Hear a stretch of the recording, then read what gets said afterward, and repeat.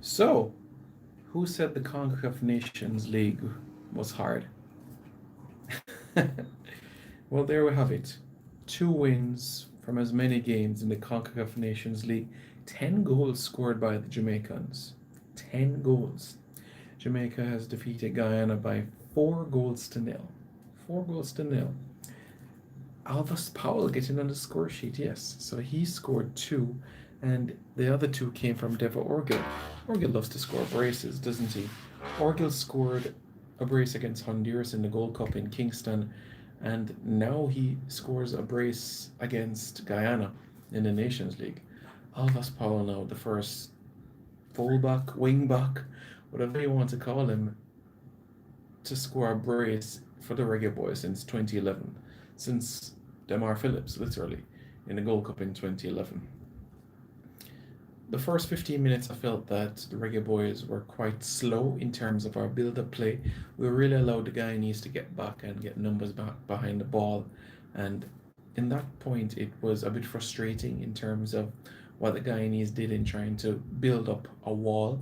But Alvis Paul, man, we criticize him time and time again about the types of ludicrous runs that he has, but it paid off today, didn't he? Sort of remind me of what he did at Paul Bogle back in the 2011 season of the Da Costa Cup. My, he's such a player. I think he played the Ben Francis final the year before as well. Yeah, the year before the Ben Francis final. So, Alvis Paul, man, what a player. he just. The best goal of the game, though, I would say, with Deva Orgil, the third goal before the halftime break. Shamar Nicholson, the setup, passing it off to Orgil, and Orgil slotting it safely into the back of the net. So we had a 4-0 lead by about I think around the 50th minute mark or the 60th minute mark or something like that. So we made three changes. We brought on Alex Marshall, Fabian McCarthy, and Kevon Isaacs. Now you could see at the 70th minute that there started to be a shift in the momentum of the game where Guyana started to get a foothold in proceedings. So what you saw was the likes of Matthew Briggs, Pernell Schultz, and Stephen Duke McKenna, and Keena Marsh Brown, who plays with our good friend Jamil Matt over at Newport County, starting to get in a foothold of the game and stamping their authority, creating more chances. And Duke McKenna tested goalkeeper Andre Blake with a free kick, and he parried one, top one against the post there. I'm coming to your comments in a minute, guys. Just hold on 1 second. But it is 2 wins, comfortable victories. So something to be happy about. I personally think it should have been 5, even though my prediction before the game was a 3-1. But I'm happy to see that we were able to get a 4-0 victory and to keep a clean sheet in this game. So, based on the results, how does the group look? Jamaica, top of the group, 10 points, had a 63% possession ratio in the game. Guyana second in the group with a -3, and Antigua in third with a -5. Aruba without a point, they have a -2. We're going to play Aruba next in the CONCACAF Nations League, October 12th and October 15th. October 12th in Kingston, and October 15th, I think most likely it's going to be in Curacao because the facility in Aruba is not a genuine, not a CONCACAF or FIFA regulated surface. So, throughout the course of the 2 games, remember there was a number of Jamaicans that we didn't get to see even take the pitch. Well, or players that we didn't even get to see play much. We saw Brian Brown score against Antigua, but didn't get a minute. By the way, I was happy to see that Jamaica neutralized the threat of Guyana's most experienced and best player, Neil Dance. Remember what he has been doing with the likes of Bury and Leicester City for years and years and years. Sam Cox came into his groove a bit, but nothing to really hurt the Jamaicans. Alex Marshall got a few minutes, that was great, but no Junior Flemings, no Andre Lewis. But it's good to see 3 local players get half an hour or close to half an hour in this game. So, and if you look at the sort of the defense that we had, David McCarthy got some minutes under his belt, and he got to go up against a championship player, Stephen Duke McKenna, the man who started at Everton, ended up at Bolton, and now at Queen's Park Rangers. At high intensity. So up he got half an hour under his belt where that is concerned. What are you guys saying in the comments now? Gaza says, yes, good God. Okay. Boneless Island branded. They really do nothing in this game, to be honest. I suppose if you want to put it that way. Like Guyana aside, please.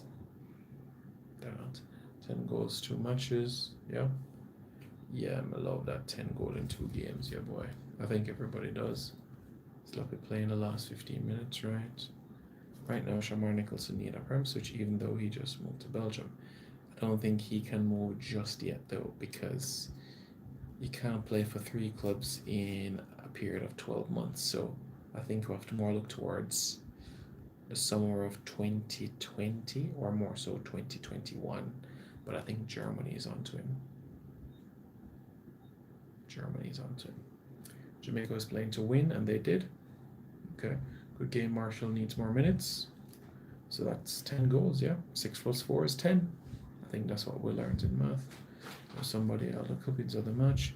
I didn't see the game in the fact that they didn't play professionally, but I'm trying to establish mentally how they stand up against tougher opponents. I missed most of the match, but what I see, yeah, because even Andrea Edwards, who was the technical director of the Turks and Caicos Islands, he also caught the last half an hour of the game, and he said it was a professional, comprehensive victory. So even though he didn't get to catch any of the goals, so it was intriguing that he had some remarks as well, bearing in mind that he also has a game as well against Guadeloupe tomorrow. Vin Blaine, technical director at Grenada, also tuned in as well. Oh, Bobby Reid look sharp on the ball. Still want him a bit more advanced in the pitch. What happened to Rob L. Morrison? Not 100% fit. He picked up an injury in the League Cup game that Sheffield United played. When is the next game? October 12 and 15 against Aruba, home and away. Can't focus on Ravel right now, just stay hopeful. I think he'll eventually don in the colours. My boss Jamaica need more championship players.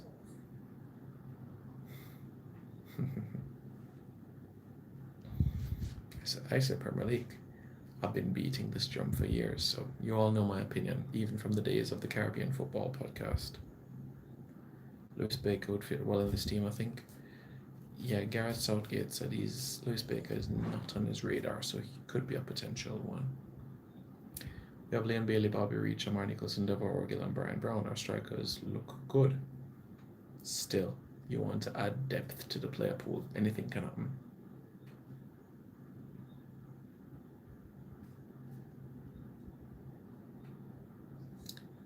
Jamaica still not playing a ball. Still thinking it was a bit slow. Daniel Johnson needs a straight flight to Jamaica. Whoever's in charge. I hope Daniel Johnson, yeah. More of the same. What happened to Johnson? Okay. It seems like centre-back Liam Moore wants to play for Jamaica. What's up? Agent Mariappa so you can talk to him. Okay.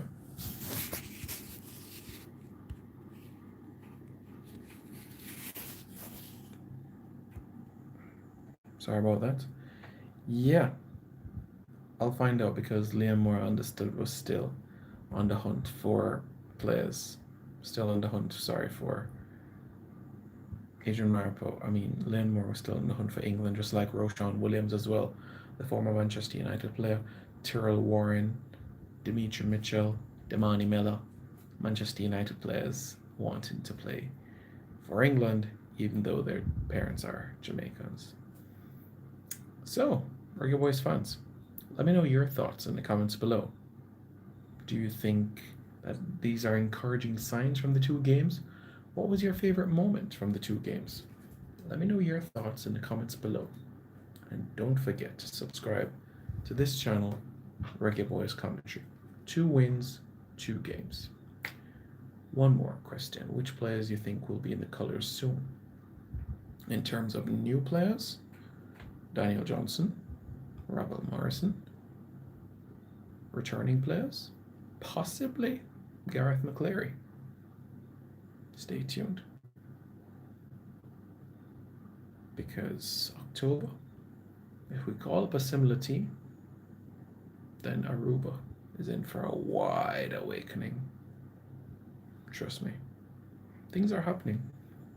2 more victories to go to book a spot in League A, but 3 more victories to go to book a spot to the 2021 edition of the CONCACAF Gold Cup. Yeah. Let's go, boys. Let's go.